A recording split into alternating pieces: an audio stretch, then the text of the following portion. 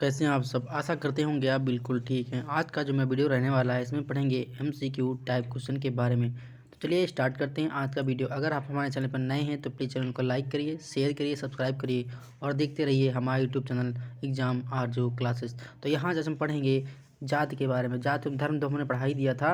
अब जाति के बारे में पढ़ेंगे उसके कौन कौन से एमसीक्यू बनने वाले हैं। तो चलिए स्टार्ट करते हैं आज का वीडियो बिना किसी देरी के। पहला क्वेश्चन हमारी स्क्रीन पे दिख रहा है, भारत में स्वतंत्रता के बाद निम्न में से कौन सी एक दशा ग्रामीण वर्ग संरचना में परिवर्तित होने का कारण है। तो इसका कौन सा कारण है वो हमारा है ऑप्शन नंबर बी सही होगा, जमींदारी व्यवसाय का उन्मूलन। ऑप्शन नंबर बी हमारा राइट आंसर है। Option number B is the right answer. Next है, स्वतंत्रता के बाद भारत के ग्रामीण समुदाय अब केवल दो वर्गों भूमिधर वर्ग तथा भूमि वर्ग में विभाजित है। यह कथन है, यानी कि ये जो स्टेटमेंट है ये आपको अकॉर्डिंग टू द ऑप्शन के हिसाब से बताना है। तो इसका जो ऑप्शन हमारा सही होगा वो असत्य है। हमारा दो वर्गों में नहीं विभाजित है बल्कि तीन वर्गों में विभाजित है। तो यहाँ पर ऑप्शन नंबर सी हमारा सही होगा। नेक्स्ट क्वेश्चन क्या है, गांव में किसानों का वह वर्ग जो पशुपालन या दस्तकारी के साथ भूमि के एक छोटे से टुकड़े पर खेती करता है उसे क्या कहते हैं। छोटा सा बात कह दिया, यानी कि एक छोटे से टुकड़े पर खेती कहता है उसे हम सीमांत कृषक कहते हैं। अपने भारत देश में लगभग अधिकतर मैक्सिमम जो कृषक हैं, अधिकतर किसान हैं वो सीमांत कृषक हैं, यानी कि उनके पास लिमिटेड खेती है। ठीक, तो ऑप्शन नंबर बी हमारा सही हो जाएगा। नेक्स्ट है, निम्नलिखित में से कौन सा एक कारण स्वतंत्रता के बाद नगरों की वर्ग संरचना में परिवर्तन लाने के लिए उत्तरदायी है। ऑप्शन ए है नए कारखाने की स्थापना, बी है नगरीय जनसंख्या में वृद्धि, सी है नगर नियोजन एंड डी हमारा है दुर्बल वर्गों के लिए सेवाओं में आरक्षण। तो यहाँ पे जो राइट आंसर है वो हमारा है ऑप्शन नंबर डी, दुर्बल वर्गों के लिए सेवाओं में आरक्षण। Option number D is the right answer. Next है, निम्न में से कौन सी एक दशा परंपरागत जाति व्यवस्था में होने वाले परिवर्तन को अभिव्यक्त नहीं करती है। देखो, आपको क्वेश्चन जब पढ़ना है तो पूरा पढ़ना है, ये नहीं कि आप यहाँ तो पढ़े हुए छोड़ दिए। तो आपको क्वेश्चन जब पढ़ना है तो पूरा पढ़ना है। तो अभिव्यक्त नहीं करती है, तो इसका जो राइट आंसर है वो हमारा होगा वर्गों का जातियों में संक्रमण। Option number C is the right answer. Option number C हमारा सही होगा। नेक्स्ट है जाति। अच्छा, कुछ लोगों को लग रहा होगा कि मतलब ये क्वेश्चन करवा रहे हैं तो जाति वर्ग से रिलेटेड नहीं है। देखो, डायरेक्ट सोशोलॉजी बहुत टफ सब्जेक्ट है। कुछ लोग कहते तो हमारी तो समझ में नहीं आता। समझ में इसलिए नहीं आता क्योंकि सोशोलॉजी आपने जो बीए में ग्रेजुएशन लिया तो वहाँ तो आप सीरीज ला के पढ़ के पास हो गए, ठीक है। लेकिन यहाँ आपको क्या करना, पास नहीं होना, यहाँ आपको गवर्नमेंट जॉब लेनी है, यहाँ पर आपको एक सीट हासिल करनी है। इसलिए आपको अगर सोशोलॉजी टफ लग रहा है तो आपको डेली रिवीजन करना होगा। एक ही इसका मात्र उपाय है, वो भी हार्ड वर्क, यानी कि आपको ईमानदारी के साथ मेहनत करना है और आपको याद करना है। याद करने से ये चीज़ें आपको सरल लगेंगी, ईजी लगेंगी, वरना अन्यथा ये चीज़ें कठिन लगेंगी। सोशलॉजी बहुत कठिन है। हमारा जो सिलेबस है लगभग वो 20 टॉपिक उसमें दिए हमें, तो 10 टॉपिक जो हमारे यहाँ सोशलॉजी से हैं और 10 टॉपिक हमारे मेडिकल से हैं, यानी कि टोटल 20 टॉपिक हुए हैं। इसीलिए जो एग्ज़ाम सेट करने वाला एग्जामिनर होता है वो क्वेश्चन इसी प्रकार देगा कि आपके लगभग 50% जो आपके सोशोलॉजी से होंगे और 50% आपके मेडिकल वाले होंगे। तो कहने का मतलब, आप अगर मेडिकल पढ़ लेते हैं, सोशोलॉजी छोड़ देंगे तो आपको सफलता नहीं मिलेगी। आपको दोनों पे अच्छे से कमांड करना है। जो जब दोनों से अच्छे पे कमांड कर पाएंगे तभी आपका एग्ज़ाम बीट हो पाएगा, तभी आपका एग्ज़ाम निकल पाएगा। अगर सोच रहे हैं कि आप हम सोशोलॉजी की स्किप कर दें तो आप इसको स्किप नहीं कर सकते। कट ऑफ मान के चलिए 70 प्लस जाने वाली है, 70 प्लस जाने वाली है, इतना समझ के रखिए। क्योंकि जो हमारा पेट 2021 का फॉर्म पड़ा था उसमें महिला अभ्यर्थी जो थी हमारी वो कैंडिडेट कम थी, लेकिन 2022 का जो एग्ज़ाम हुआ है इसमें महिला कैंडिडेट ज़्यादा हैं। इसलिए आपके पास एक गोल्डन अपॉर्चुनिटी है, आपके पास सुनहरा अवसर है कि इस एग्ज़ाम को क्रैक करने का। बार बार ऐसे अपॉर्चुनिटी नहीं आएगी, इसलिए आप इस एग्ज़ाम को एक ही बार में क्रैक कर जाइए। अच्छा जॉब है, अच्छी चीज़ है, आप इसको करते रहिए। अगर आपको चीज़ें कठिन लग रही हैं तो उसको आप बार बार रिवीजन करिए, ऐसे नहीं हो पाएगा। बहुत से लोग करते हैं कमेंट कि हमको मतलब ये जो क्वेश्चन कराते हैं इनको कठिन लगते हैं। क्वेश्चन कठिन नहीं है, आपका लेवल वहाँ तक नहीं है। आपको ऐसे एग्ज़ाम में क्वेश्चन देखने को मिलेंगे, ठीक है। तो पढ़ते रहिए, रिवीजन करते रहिए, बार बार सुबह शाम रिवीजन करिए। 2 ही महीने मेहनत करना है, बाकी आपका पूरा साल बैठना है, ठीक है। अब आते हैं अपने क्वेश्चन के ऊपर। क्वेश्चन है, जात एक बंद वर्ग है, बंद अनक्लोज वर्ग है या किसका कथन है। मैंने बताया था जहाँ पर स्टेटमेंट की बात आएगी, जहाँ पर सिद्धांत की बात आएगी, वहाँ पर आप एक पेज पर स्टेटमेंट को लिख लीजिए। जब एक पेज पर लिखेंगे तो आपको क्या है, सारे स्टेटमेंट एक जगह एकत्रित मिल जाएंगे। इससे आपको पढ़ने में आसानी होगी और उस स्टेटमेंट में आपको डिफरेंस भी देखने को मिलेगा। तो यह कथन किसने दिया था, यह हमारा ऑप्शन नंबर बी है, मजूमदार तथा मदान साहब ने दिया। तो ऑप्शन नंबर बी हमारा सही हो जाएगा।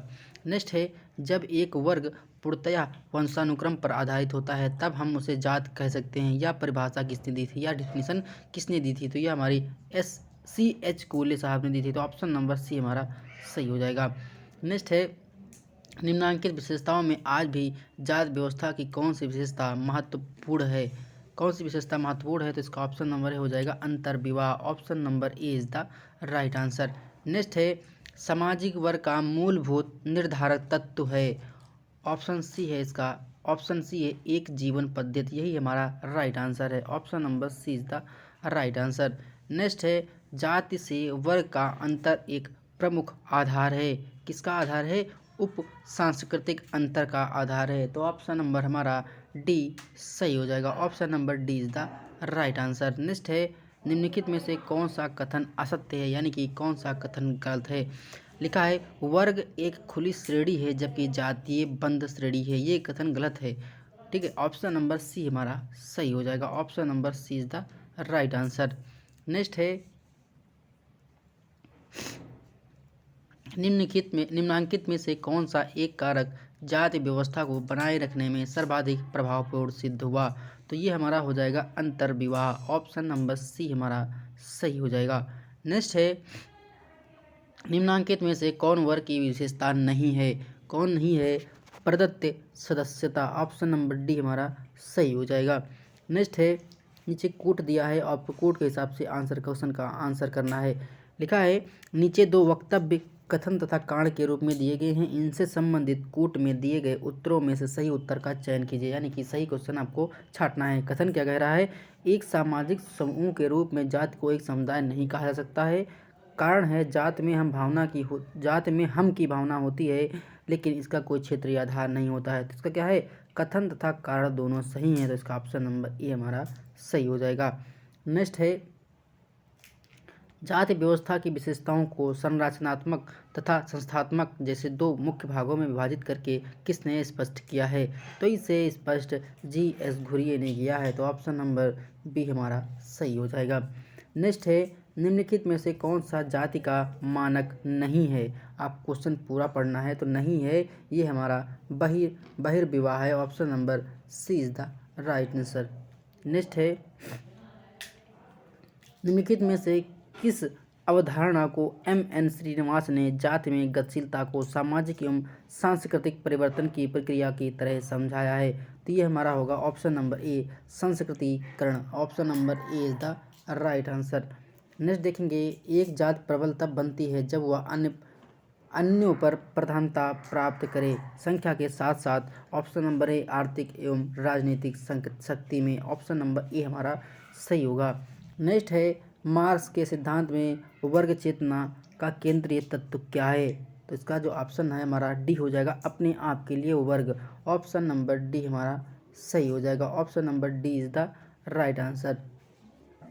नेक्स्ट है, निम्नलिखित में से कौन एक जातियों के बीच संरचनात्मक दूरी बनाए रखने में सहायता करता है, तो ये हमारा ऑप्शन नंबर डी शुचिता और प्रदूषण। ऑप्शन नंबर डी हमारा सही हो जाएगा। Option number D is the right answer. Next है, निम्नलिखित में से किस एक के लिए यह विश्वास किया गया है कि वह जाति ऊर्ध्वाधर इकाई को निरूपित करती है, तो यह हमारा हो जाएगा ऑप्शन नंबर जजमानी व्यवस्था। ऑप्शन नंबर बी हमारा सही हो जाएगा। नेक्स्ट है हमारा, जात स्तरीकरण की व्यवस्था किस पर आधारित है, तो किस पर आधारित है जात स्तरीकरण, वो हमारे है चातुर्वर्ण। Option number B is the right answer.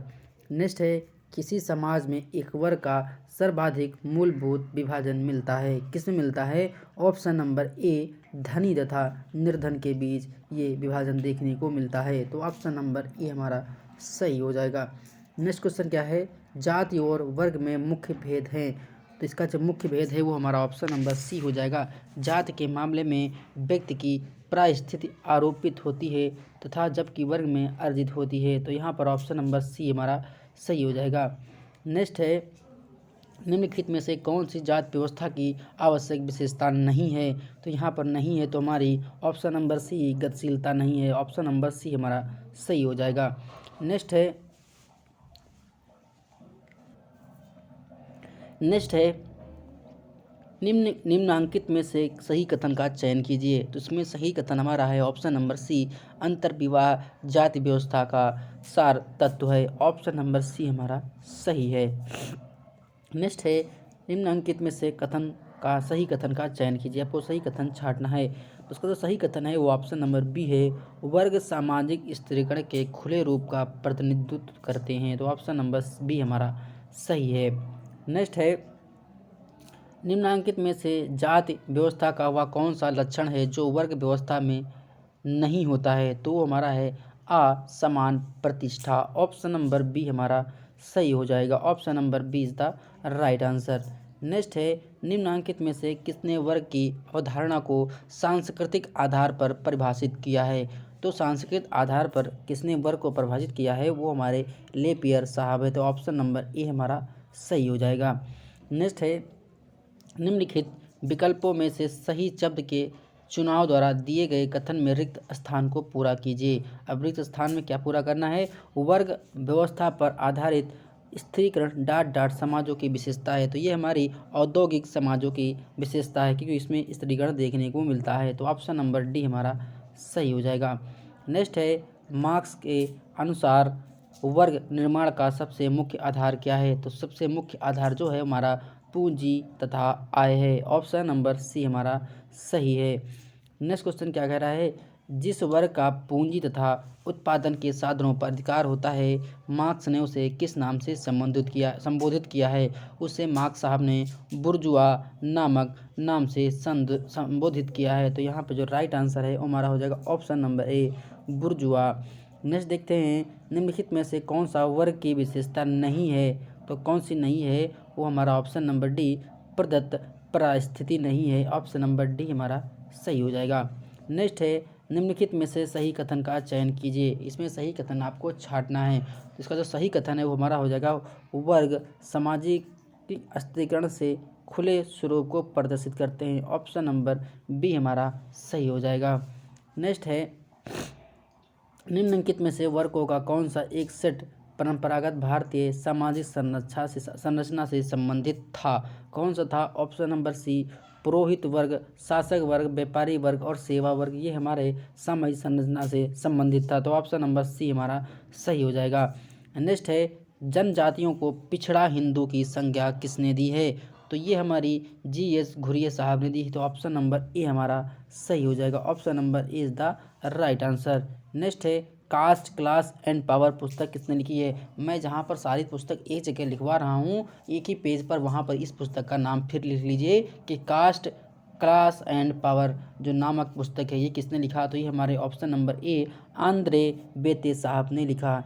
ठीक है, अगर आपको पीडीएफ चाहिए तो हम अपने डिस्क्रिप्शन बॉक्स में टेलीग्राम चैनल का लिंक डाल देते हैं। आप उस पर क्लिक करके हमारे टेलीग्राम चैनल से जुड़ सकते हैं और वहाँ पर आपको सारी पीडीएफ एक लाइन से प्रोवाइड हैं। आप उसको प्रिंट आउट निकलवा कर पढ़ भी सकते हैं और रख भी सकते हैं क्योंकि आपके एग्ज़ाम के दृष्टि से बहुत महत्वपूर्ण साबित होगा।